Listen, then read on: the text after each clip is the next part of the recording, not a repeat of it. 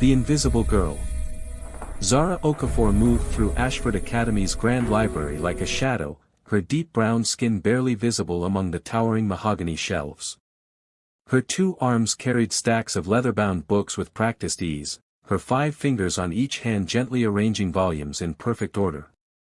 Behind thick-rimmed glasses, her dark eyes absorbed everything while her 2 legs carried her silently across marble floors. At 22, she'd perfected the art of being invisible. "Excuse me, help." Vanessa Sterling's voice dripped with condescension. The blonde girl with porcelain skin barely glanced at Zara, her manicured fingers snapping impatiently. "Find me everything on Renaissance art. Sometime today." "Of course," Zara murmured, her voice soft as always. Julian Whitmore lounged nearby, his designer suit matching his entitled smirk. Fair-skinned and handsome, he embodied old-money arrogance. "Does she even speak English? Maybe try sign language, Vanessa." Their laughter echoed through the quiet space. Zara's fingers tightened briefly on a book spine, then relaxed. Years of practice made endurance second nature. "Actually," a new voice interrupted, "she speaks 3 languages fluently." Elias Montenegro stood at the end of the aisle, olive-skinned with dark, intelligent eyes and black hair that fell across his forehead. The transfer student from Spain had arrived 2 weeks ago, and this was the first time he'd addressed Zara directly. "The Medici influence on Botticelli is fascinating," he continued, looking directly at her. "What's your interpretation of Primavera?" Zara blinked, startled that someone actually wanted her opinion. The symbolic complexity suggests multiple layers of Neoplatonic philosophy merged with Christian theology, expressed through. Glass shattered. 3 masked men burst through the main entrance, guns raised. Students screamed, scattering like frightened birds. One intruder grabbed Vanessa, his weapon pressed against her temple. Nobody moves. Wallets, phones, jewelry, now. Everyone froze in terror. Everyone except Zara. 5 seconds. That's all it took. Her 2 legs propelled her forward with explosive speed. Her right arm deflected the gunman's weapon while her left elbow struck his throat, 5 fingers formed into a precise striking surface. A leg sweep dropped him instantly. The second intruder turned, but Zara's spinning kick connected with his jaw before he could aim. The third started to run, she threw a book with perfect accuracy, striking his temple and dropping him unconscious. Silence.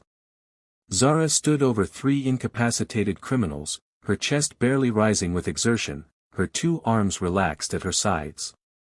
The weak library assistant had just taken down armed men in 5 seconds.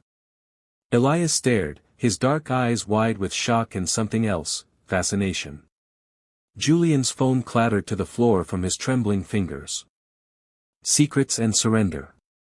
The police took statements for hours. Campus security footage went viral by midnight, mystery library girl disarms attackers in seconds. Zara had disappeared immediately after, ignoring reporters and curious students. But Elias Montenegro was persistent. He found her Thursday evening at a modest apartment complex across town, carrying groceries in both arms. Her deep brown skin looked exhausted in the fading light, dark circles under her eyes visible even without her glasses. "How did you find me?" Zara's voice held resignation, not anger. "Library employment records are surprisingly accessible." Elias held up his 2 hands peacefully, his olive skin warm in the sunset. "I'm not here to expose you. I want to understand." Zara studied him, his honest dark eyes, the genuine curiosity without judgment. Something in her chest loosened. "Come inside." Her apartment was small but immaculate. Photos covered one wall, a beautiful woman with the same deep brown skin, wearing military fatigues. Medals in a shadow box. Training certificates. "My mother," Zara said softly, setting down groceries with her 5 fingers trembling slightly. "Captain Amara Okafor. She started training me when I was 6, Krav Maga, Brazilian Jiu-Jitsu, Muay Thai. 2 hours every morning before school, 3 hours every evening. Elias moved closer, drawn by the pain in her voice. Why? She said the world was dangerous for women who looked like us. That strength was survival. Zara removed her glasses, revealing eyes swimming with unshed tears. When I was 17, 3 men attacked us outside a grocery store. I fought them off, but one had a knife. Mom pushed me aside, took the blade meant for me. She bled out in my arms while my 2 hands, these hands trained to protect, couldn't save her. Zara. Elias reached for her. I swore I'd never use violence again. Became invisible instead. Safe. Weak. Her voice cracked. Until today, when I couldn't stop myself. Elias's 2 arms wrapped around her, pulling her close. She resisted briefly, then collapsed against his chest, her brown skin warm against his shirt. His 5 fingers stroked her hair gently while her tears finally fell. You're not weak, he whispered. You're the strongest person I've ever met. Your mother would be proud. Zara looked up, their faces inches apart. Something electric passed between them, recognition of kindred souls. Elias's hand cupped her cheek, thumb brushing away tears. She leaned into his touch, her 2 arms sliding around his waist. The kiss was inevitable, gentle at first, then deepening with unleashed emotion. Her fingers tangled in his dark hair while his hands explored the strong muscles of her back. They stumbled toward the couch, mouths never separating. Years of loneliness and hiding dissolved in shared heat. Elias pulled back slightly, breathless. Are you? Yes, Zara breathed, pulling him back down. Please. I don't want to be invisible anymore. Their clothes fell away slowly. Elias traced the scars on her brown skin, knuckles, knees, one long line across her ribs. Beautiful, he murmured, kissing each one. His olive-skinned body pressed against hers, 2 souls finding home. They made love with tender urgency, her 2 legs wrapped around him, his hands memorizing every curve. Zara had spent years hiding her strength, but here, with Elias, she could be both powerful and vulnerable. Afterward, they lay tangled together, her head on his chest. His fingers, all 5 on one hand, traced patterns on her shoulder. I need to tell you something, Elias said quietly. Before this goes further. I came to Ashford on scholarship, but also. I'm investigating Julian Whitmore. He's running an illegal fighting ring, exploiting vulnerable fighters. I'm working with authorities. Zara stiffened. Why tell me? Because he was at the library today. He saw what you can do. Elias's arms tightened protectively. And men like Julian always find ways to exploit strength. As if summoned, Zara's phone buzzed. Unknown number. She answered on speaker. Julian's smooth voice filled the room. Impressive display, Zara. Very impressive. Here's the situation, fight in my tournament Saturday night, or that viral video gets sent to every news outlet with your full story, including your mother's death and the men you hospitalized. Self-defense claims get messy when the defender has professional-level training. Lawyers, investigations, your whole invisible life destroyed. You bastard, Elias started. Saturday. Warehouse District. Midnight. Oh, and Zara. Win or lose, you fight 3 matches minimum. My investors demand a show. The line went dead. Zara sat up, her 2 arms wrapped around her knees, 5 fingers of each hand gripping tight. He's going to force me back into violence. Elias pulled her close again, his lips against her temple. Then we find another way. Together, Part 310. The Final Stand. Saturday arrived like an executioner's footsteps. The warehouse in the industrial district pulsed with illegal energy, hundreds of spectators surrounding a blood-stained ring, money changing hands in shadows. Zara stood in a concrete holding room, her deep brown skin glistening with pre-fight tension. She wore simple athletic gear that revealed the powerful muscles in her 2 arms and legs she'd hidden for years. Elias knelt before her, wrapping her hands with fighting tape. His olive-skinned fingers worked carefully, each of her 5 fingers on both hands protected with precision. The police are outside. The moment Julian's money transaction completes, they move in. You just need to survive until then. 3 fights, Zara whispered, her dark eyes haunted. He wants a spectacle. Then give him one. Elias stood, cupping her face with both hands. But come back to me. Promise. She kissed him fiercely, pouring fear and love into the contact. I promise. The first opponent was a muscled brute with pale, scarred skin, a street fighter who relied on power. He charged like a bull. Zara's 2 legs moved with fluid grace, dodging his wild swings. Her mother's voice echoed in her memory, use their strength against them.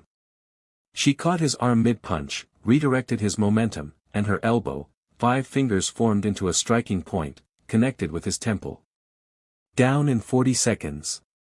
The crowd roared. Julian watched from a luxury box, his fair face smug with profit. The second fighter was faster, a woman with bronze skin and cold eyes, a former kickboxer fallen on hard times. They danced around each other, matching skill for skill. A punch split Zara's lip. A kick bruised her ribs. Between rounds, Elias pressed ice to her wounds, his hands trembling. I can't watch this, he whispered, his forehead against hers. Then close your eyes and trust me. She kissed him quickly, tasting blood and love. The second round ended with Zara's devastating leg sweep followed by a controlled choke hold, enough to force submission without permanent damage. The woman tapped out, whispering, thank you for not breaking me. 2 down. 1 to go. The final opponent emerged from shadows, and Zara's blood turned to ice. Dmitry Volkov, 6'5" of Slavic fury with pale skin marked by prison tattoos. The same man who'd attacked her mother 5 years ago. The same man whose knife had stolen everything. Remember me, little girl? His accented voice carried across the ring. I got out early. Good behavior. His laugh was cruel. Zara's 2 arms trembled, not with fear, but with rage she'd buried for years.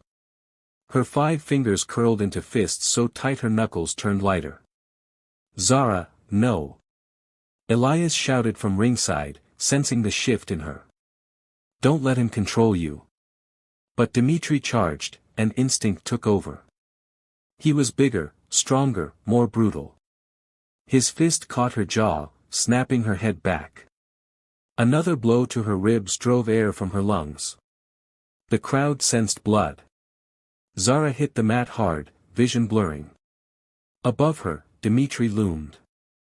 Your mother died screaming. 5 seconds.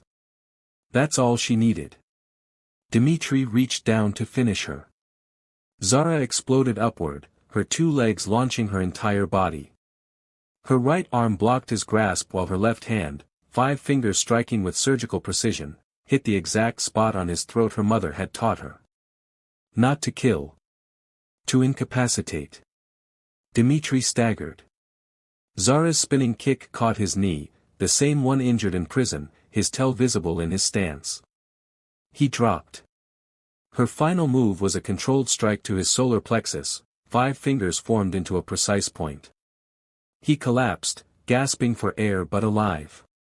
The warehouse erupted. Then police sirens wailed outside. Chaos exploded. Julian tried to flee, but Elias tackled him, his olive-skinned arms holding the criminal until police arrived. Officers flooded in, arresting bookmakers and investors. Zara stood in the ring, chest heaving, her 2 arms finally still. Dmitry was handcuffed, his pale face twisted with fury. Assault charges, you attacked me. Self-defense in an illegal fighting ring you participated in willingly, a detective said coldly. Plus, we have outstanding warrants for you, Volkov. That manslaughter charge from 5 years ago. New evidence just surfaced. Elias had done it. He'd been building the case all along. Hours later, after statements and medical checks, Elias and Zara sat on her apartment steps watching dawn break over the city. Her dark brown skin bore fresh bruises, his olive hands held ice packs to her ribs. "I thought I'd lost you when he hit you," Elias admitted, his voice raw. "Watching you fight him, knowing what he'd done.